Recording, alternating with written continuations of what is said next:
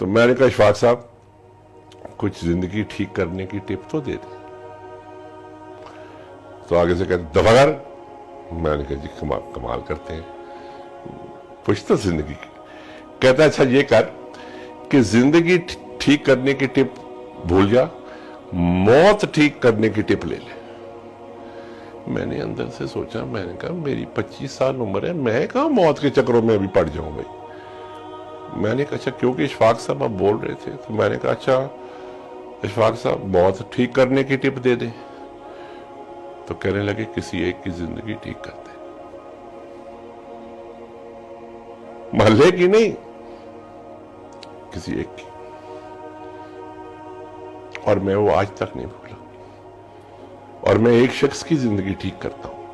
और मैं किसी क्लास में जाता हूं ना, वहां 30 बच्चा बैठा होता है, मैं कहता हूं तुम में से एक ठीक हो जाए ना तो मेरा ऊपर डिपार्टमेंट, मेरा हिसाब आसान।